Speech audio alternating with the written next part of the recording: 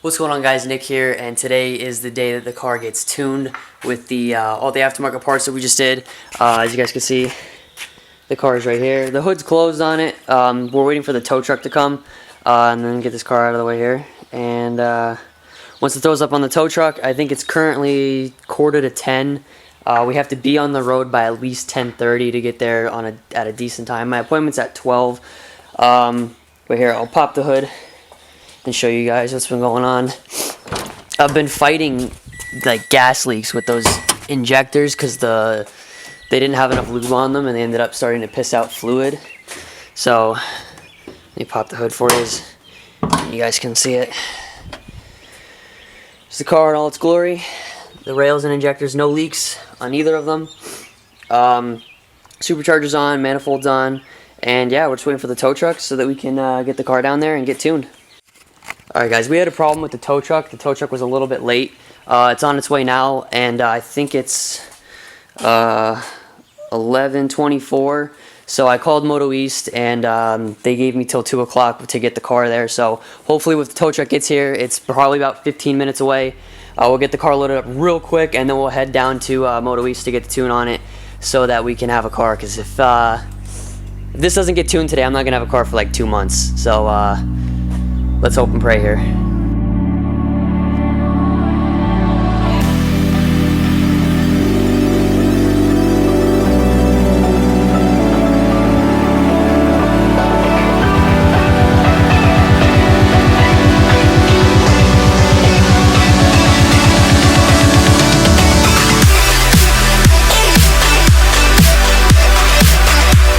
We finally made it. Alright guys, we made it to MotoEast here. The car's here. We're at the shop right now. We're checking in, doing some stuff, signing some paperwork, and they're going to be getting into the car, getting it to the dyno. We have to just finish oiling the supercharger and then plug in some, probably like a safe map so we can get it over there. And then, yeah, then we can start tuning.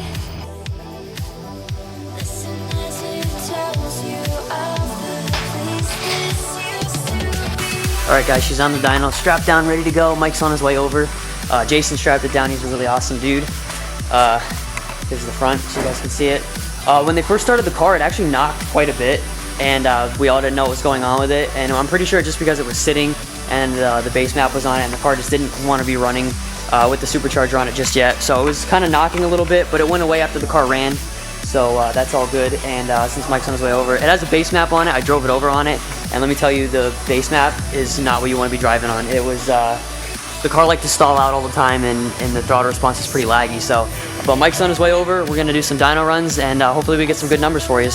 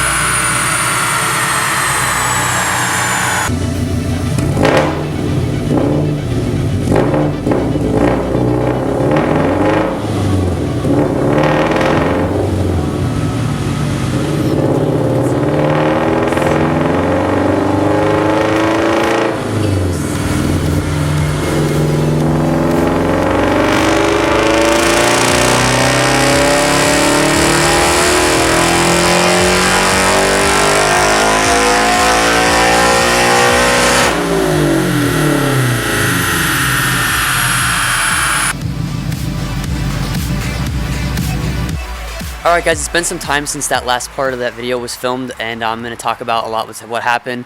Mostly I stopped filming that day because of everything that happened in the video where I said what happened in my BRZ. If you haven't seen that, I'm going to link it right here so you guys can check that out.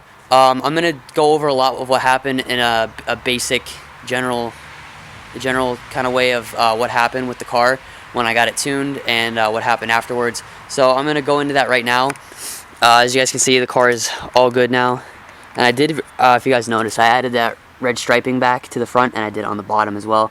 I'm loving it. One thing that I have to try to get fixed is where the intercooler piping is. Kind of push this out a little bit, so I have to try to take the bumper off and finagle that a little bit so I can get it to work right.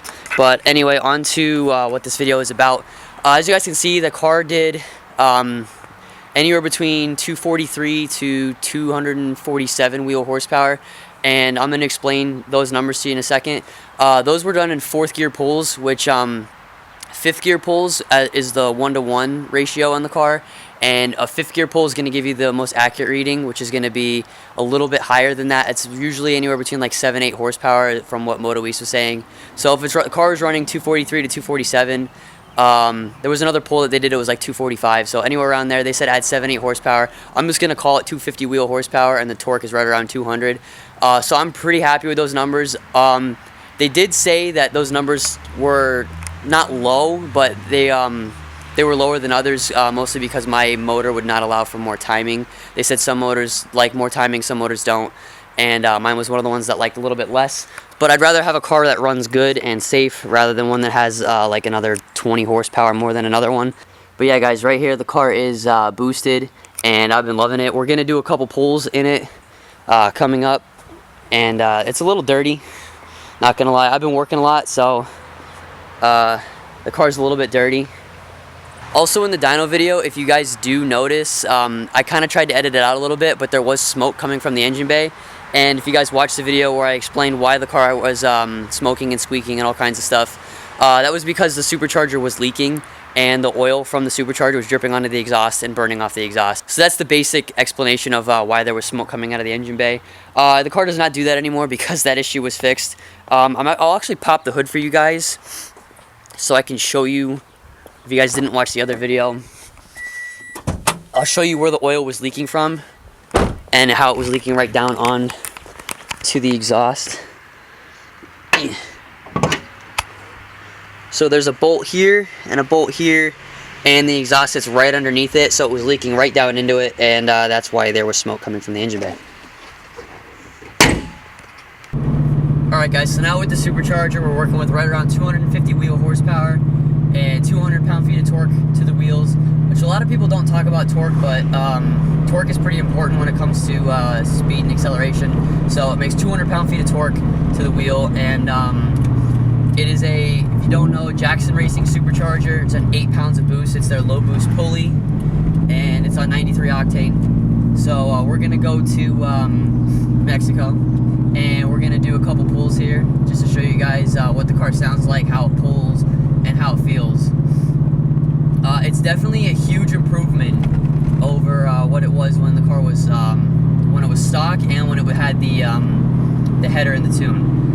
Stock, these cars do about 160 wheel, give or take what kind of dyno you're on. Mine were all done on DynoJet. I never had a dyno stock, but a lot of them that were stock were right around 160 wheel.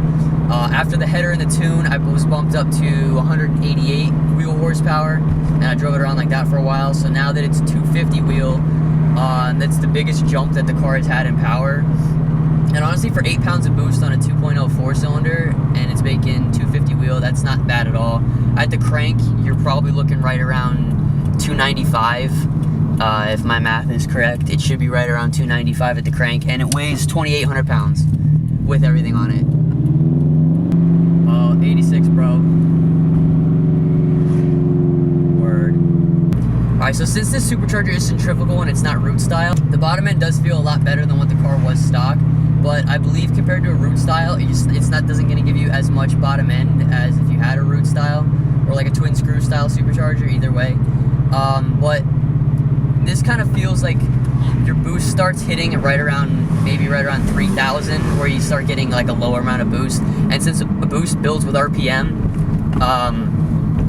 so you only feel a little bit of the boost on the low end, and then once you bring it out to the top end, that's when you really start to feel the boost. So like I said, 8 pounds of boost, kind of builds with RPM, so not bad. Alright guys, we're gonna pull up on the highway. I'm gonna do a little bit of a 40 roll on. I'm gonna start in second gear, and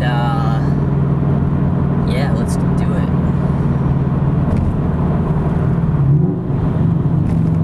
Let's make sure there's no cars coming.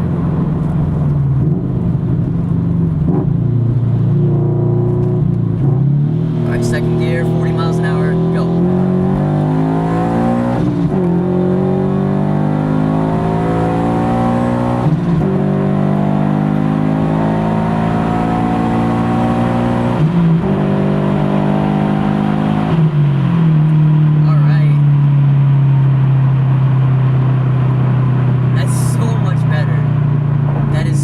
Better than when this car was stock. Even when I had the header in the tune, this is so much better. That was a 40 roll from second gear to an undisclosed speed, but it was pretty quick. I'm absolutely in love with how it pulls now. Like I said, it's like a centrifugal. It's a centrifugal supercharger. Boost builds with RPM, and you make power. You're literally building power all the way up. Like it does, the power never drops off, and it just keeps building from bottom to top. I love it. I absolutely love it. Even if you roll onto it like this, that was only at 4,000 RPM, and we were still accelerating pretty decently. But there's a huge bump up here. You have to slow down for.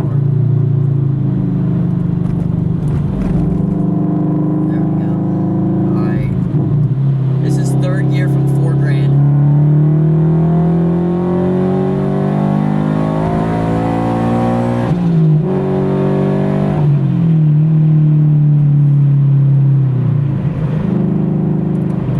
And if you guys can't hear it, since it is basically a belt-driven turbo, because it is a centrifugal supercharger, it has a diverter valve on it, and you can hear it blow off, or you can hear it like release boost pressure when you let off the gas, and it sounds really freaking cool.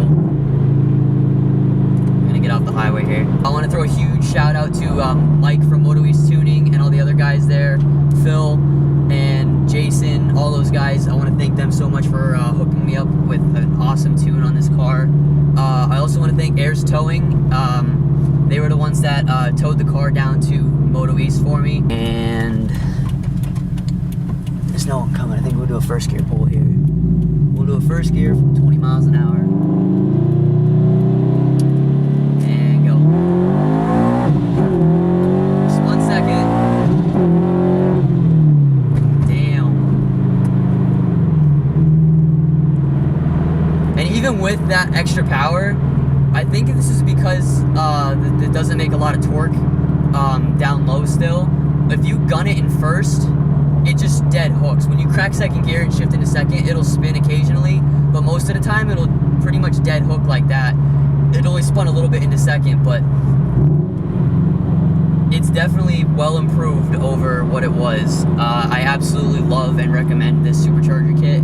And when I was having the issues with the kit, when it was leaking oil onto the belt and all this other stuff, Jackson Racing's tech support was very supportive and very helpful in their explaining of what was going on with the car.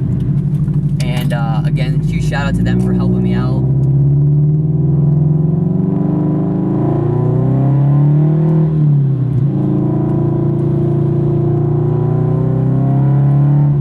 Alright, I want to thank you guys so much for watching this video. Thank you so much for subscribing, commenting on all the videos, and for the support on boosting this car. It's been an amazing ride, and I'm so happy that I finally did it. I hope you guys like this video. If you do like this video, throw a thumbs up down it, and comment below what you think about the car. Thank you so much for watching this, and I'll see you guys in the next video. And there's going to be a lot more videos of the car now that it's boosted. We're going to have all kinds of videos about it. So again, thank you so much for watching. See you in the next video.